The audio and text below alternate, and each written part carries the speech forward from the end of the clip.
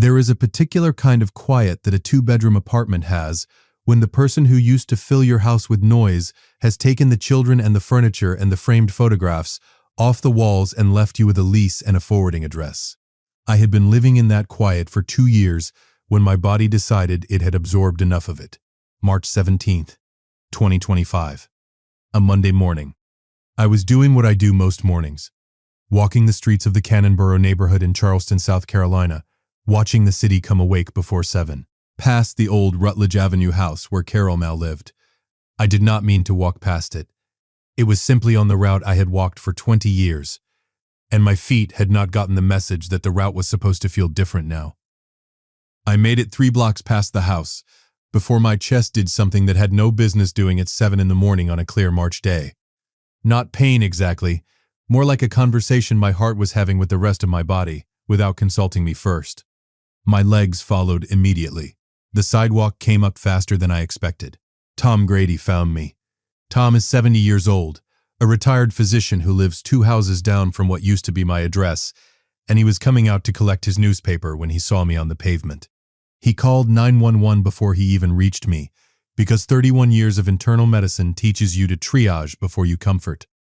I woke up at Roper St. Francis Healthcare on Bon Secours Way with an IV in my arm and Tom sitting in the corner of the room, reading a magazine with the particular patience of a man who has waited out a great many uncertain mornings.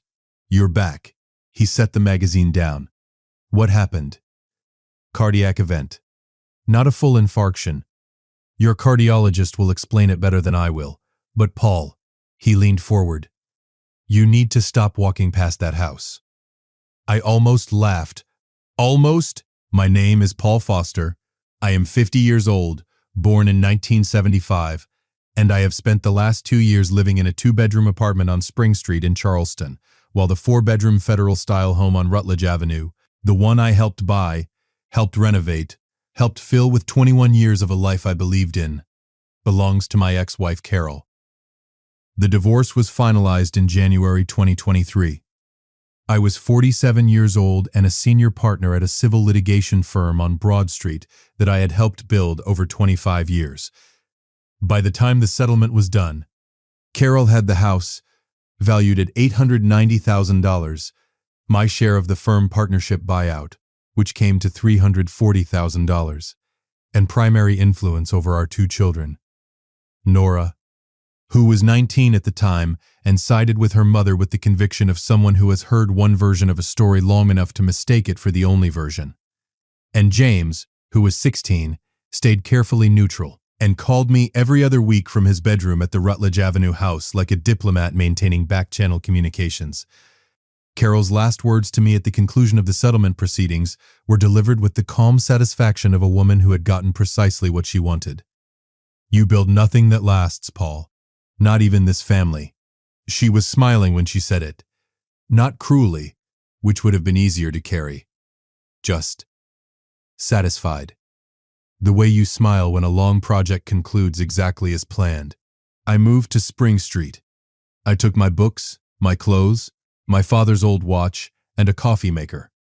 I left the photographs because the frames were part of the house and I did not want to negotiate over picture frames. I told myself I would replace them. I have not replaced them. The walls of the Spring Street apartment are, after 2 years, still bare. I want to tell you something about losing a marriage at 47. There is the practical loss, the house, the money, the daily presence of your children. Those losses are real and they are large. But the thing that actually empties you is smaller than any of those. It is the loss of the version of yourself that the marriage contained. The person who lived in that house and ate at that table and believed on most mornings that things were fundamentally all right. That person does not survive the settlement intact.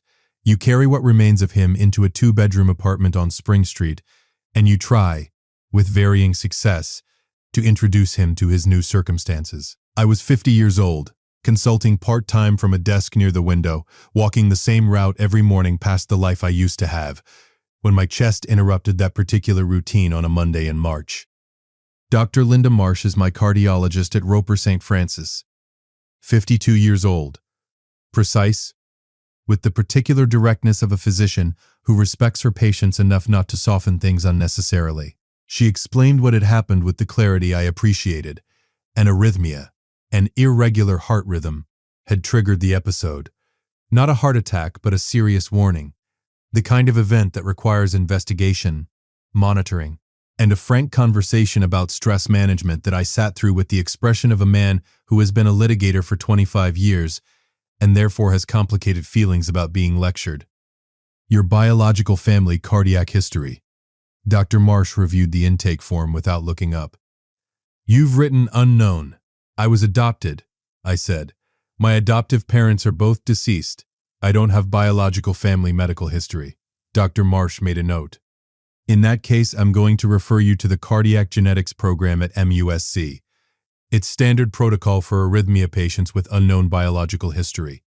They screen for hereditary conditions. Certain arrhythmia types have a genetic component we'd want to identify. The Medical University of South Carolina sits on Ashley Avenue, about a mile from Roper St. Francis. It is one of the oldest medical schools in the country, founded in 1824, and its cardiac genetics research program is among the most respected in the Southeast. I knew of it. 25 years in Charleston civil litigation means you know the institutions. I said yes to the referral, with the minimal resistance of a man who has recently collapsed on a public sidewalk, and is therefore not in the strongest position to decline medical advice.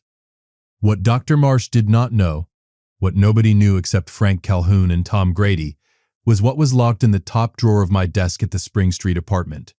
A file folder. Brown, legal size. 11 years old. Here is where the story gets complicated. And here is where I need to go back. Not far, but far enough. In 2013, I was 38 years old and in the middle of clearing my adoptive mother Helen's house after her diagnosis. Helen Foster was the most organized woman I have ever known. A retired school teacher who kept every document, every receipt, every piece of correspondence in labeled folders in a bureau in her bedroom, arranged by year and category with a precision that I recognized in myself and had always attributed to upbringing. In the bottom drawer of that bureau, behind the tax records and the insurance policies and the Christmas card lists going back to 1971, was a sealed envelope. My name was on the front, in Helen's handwriting, with a single instruction beneath it. When you are ready. I sat on the edge of Helen's bed and held it for a long time before I opened it. Inside, my original birth certificate, listing my biological mother as Margaret Collins, age 19, of Charleston, South Carolina. Biological father, listed as unknown. Beneath that, adoption papers processed through a private Charleston attorney in November 1975. And beneath that, a single folded note on plain white paper in handwriting I did not recognize.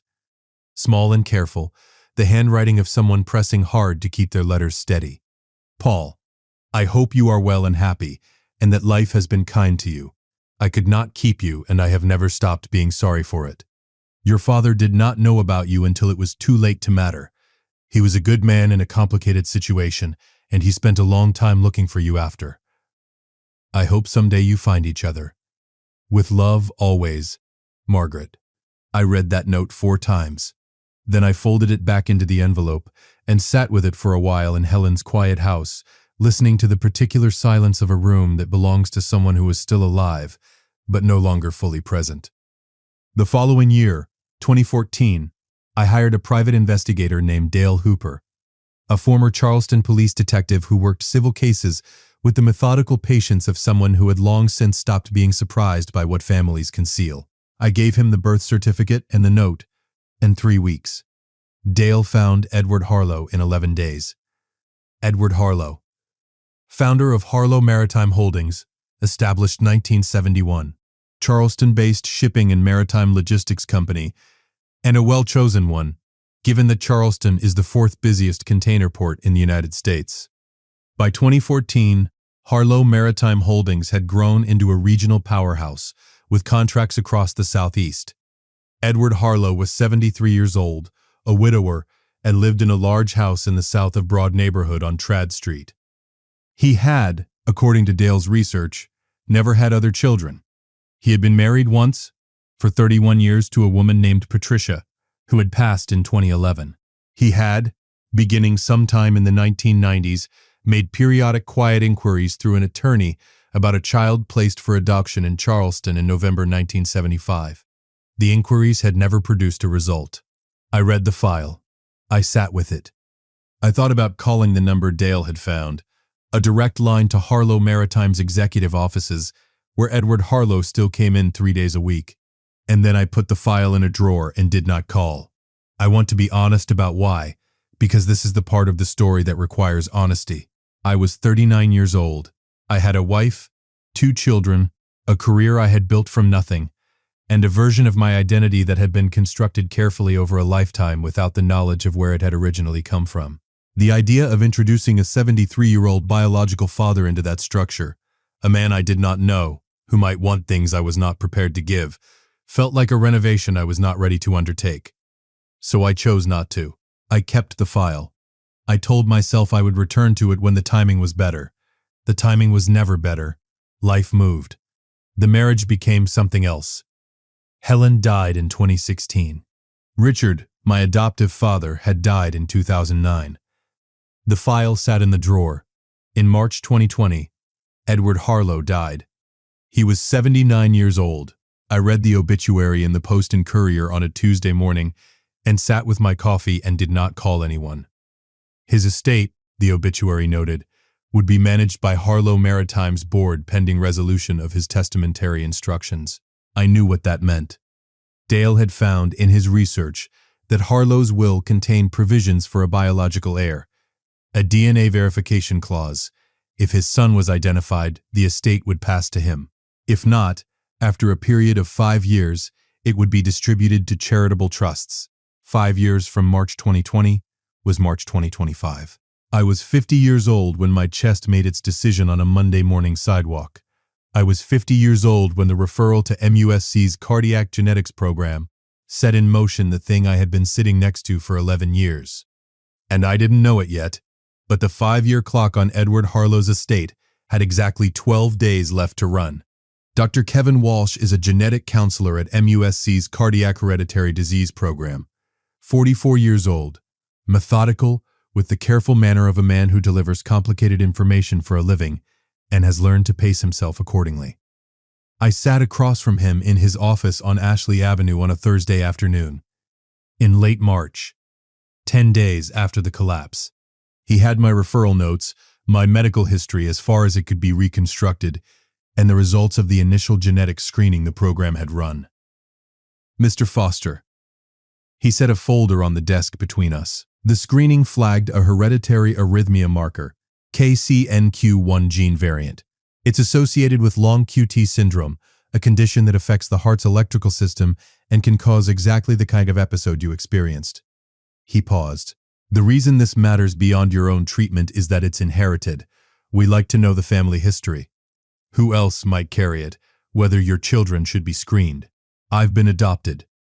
I know. Which is why I ran your profile through the program's research database.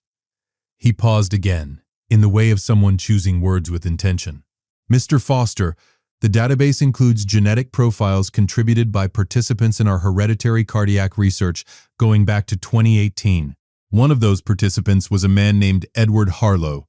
He contributed his profile because he carried the same KCNQ1 variant and wanted to assist with the research. A longer pause. His profile matches yours at a level consistent with a first-degree biological relative, specifically a parent-child relationship. I looked at the folder on the desk between us. Edward Harlow, I said. Doctor? Walsh looked up from his notes. You know the name. I have a file on him at home, I said. I've had it for 11 years. The silence in that office was the particular silence of a moment that has been a long time arriving. Mr. Foster, Dr. Walsh said carefully, are you aware that Mr. Harlow's estate has a DNA verification clause, she said, and a 5-year clock that has approximately 12 days remaining? Dr. Walsh sat back in his chair. I need to call my attorney, I said, today. Frank Calhoun has been my personal attorney for 22 years. His office sits on Broad Street in a building that was constructed in 1887 and has been a law office for most of its life. He is 65 years old, meticulous, and has the particular quality of a man who has practiced law long enough to be unsurprised by almost anything a client brings through his door. I called him from the MUSC parking lot. "Frank, I need to come in. Today, if possible. I have a 4 o'clock. A pause. How urgent is this? There is a DNA-verified inheritance with a 5-year estate clock that expires in 12 days, I said. Edward Harlow's estate. $47 million, approximately. I have been aware of my biological connection to him since 2014, and have not acted on it. I need to know what I need to do, and I need to know it before the end of this week." A longer pause than I usually get from Frank Calhoun. Paul. A pause. "Come in at 2. I'm moving to 4 o'clock. I want to explain something here because it is the part of this story that requires the most care, both legally and personally.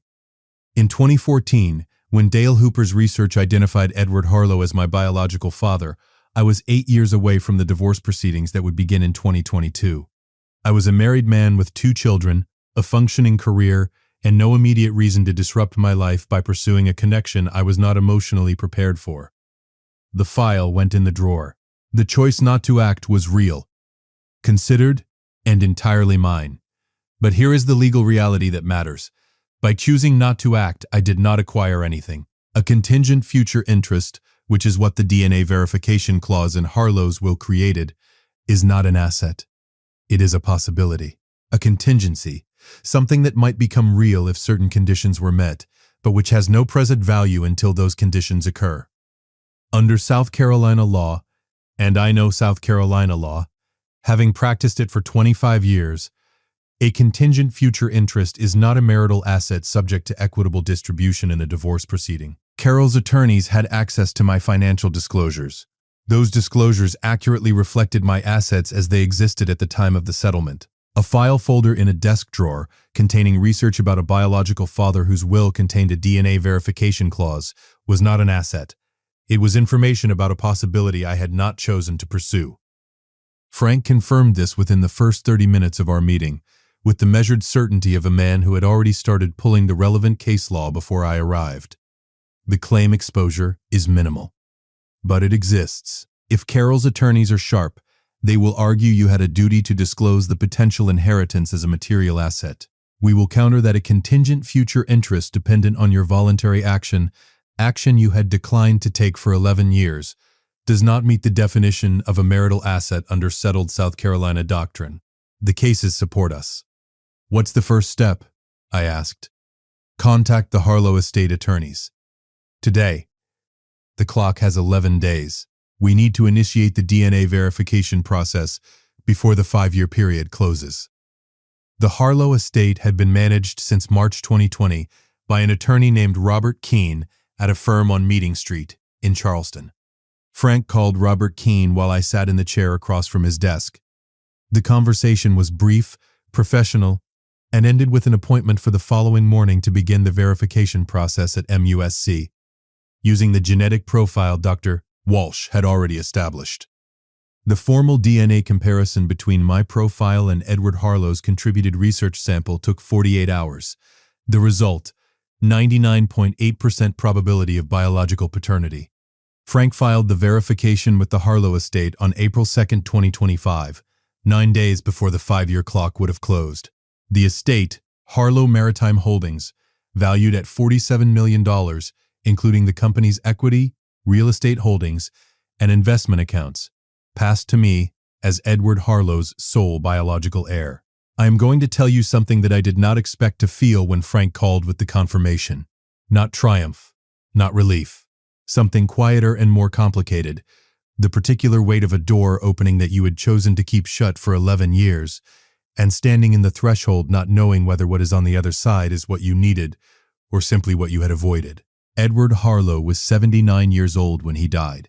He had spent decades making quiet inquiries about a son he could not find. He had enrolled in a research database at MUSC in 2018, contributing his genetic profile. In part because of his cardiac condition, and in part, this is what Robert Keene told me, who had known Harlow personally, because he harbored a quiet hope that if his son ever ended up in a medical system that used that database, something might connect. He had used the only door available to him. I had used the same door, 11 years too late to meet him. I thought about that for a long time. I am still thinking about it. If you've been listening for a while and want stories like this to keep coming, it really helps if you hit that like button and subscribe. 97% of people never do, but it's what keeps this whole thing running. So, thank you. Carol found out in May. I did not know exactly how. Charleston is not a large city in the way that matters. The legal and professional community is a specific world with specific channels. And a $47 million estate verification involving a known local attorney and a recognizable family name moves through those channels. By the second week of May, 6 weeks after the verification was filed, Frank received a motion from Carol's attorney. Emergency motion for post-decree relief. Filed in Charleston Family Court. The argument was exactly what Frank had anticipated. Carol's attorneys contended that Paul Foster had possessed material knowledge of a potential inheritance during the divorce proceedings and had failed to disclose it, constituting fraudulent concealment of a marital asset.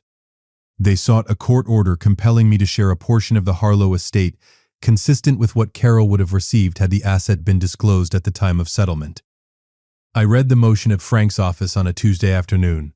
Frank watched me read it with the expression of a man who has already prepared the response and is waiting for his client to finish processing the emotional component before they move to the legal one. "How do you want to handle this?" he asked when I set it down. "I want to win," I said, cleanly. "Then let me explain exactly why we will." Here is what Frank argued in his response, and here is what I want every person listening to understand, because this is the educational part of the story, and it matters. A contingent future interest is not a marital asset. South Carolina follows the principle of equitable distribution, which divides marital assets, property, and financial interests that exist and have present value at the time of the marital estate. A contingent future interest is a legal category describing something that might become real only if certain voluntary conditions are met.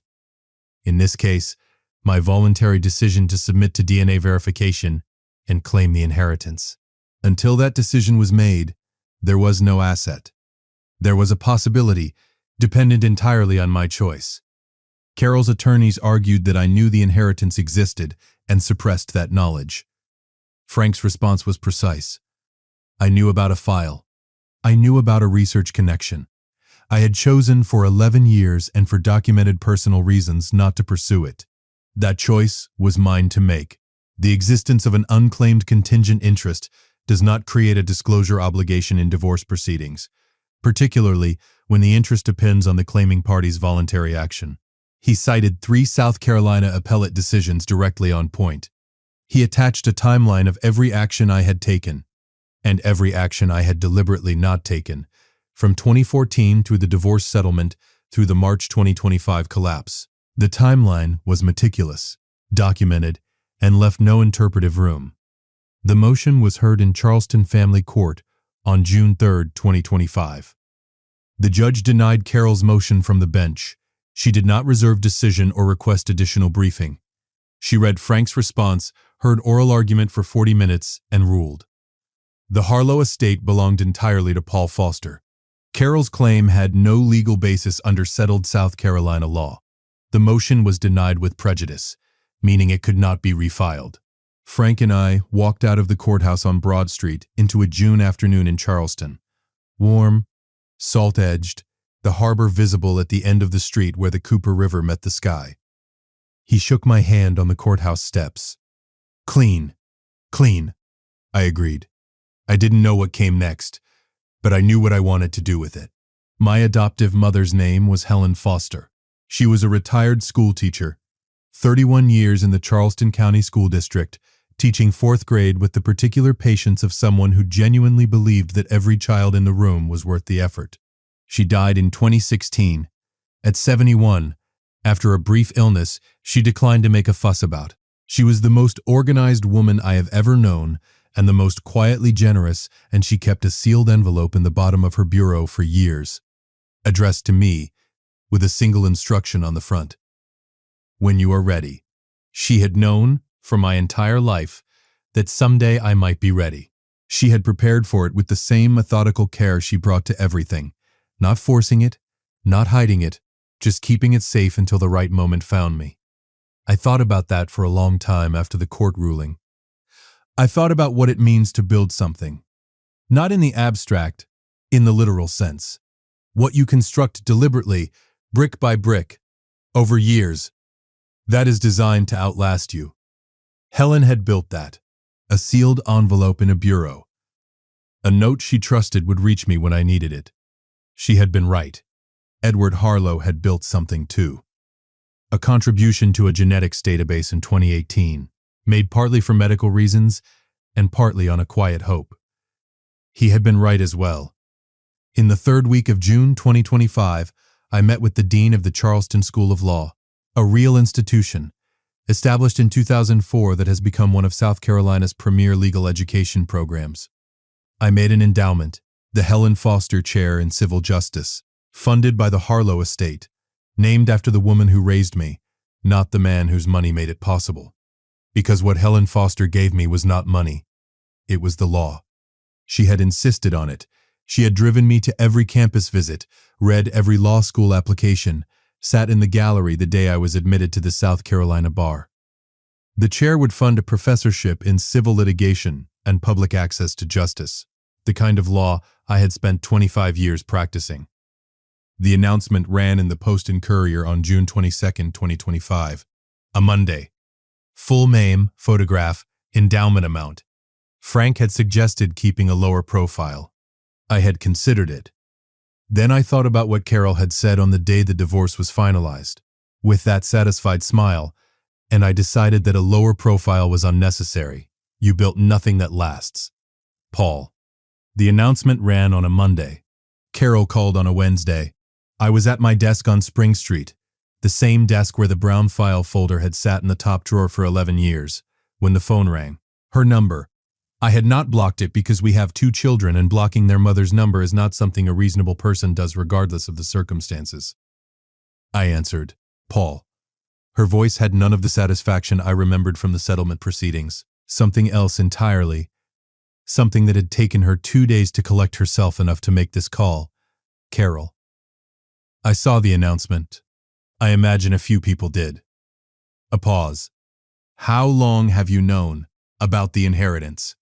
Since 2014, I said. 11 years. Another pause. Longer. And you just didn't claim it. I wasn't ready, I said. And then the timing never seemed right. And then he died. And then we divorced. I let a beat pass. And then my chest made a decision that I'd been putting off. And a genetic counselor at MUSC made a connection that had been available for 7 years. And here we are. The chair. Her voice shifted slightly. You named it after your mother. After Helen. I said, yes. Not after him. Not after Harlow. No. Why not?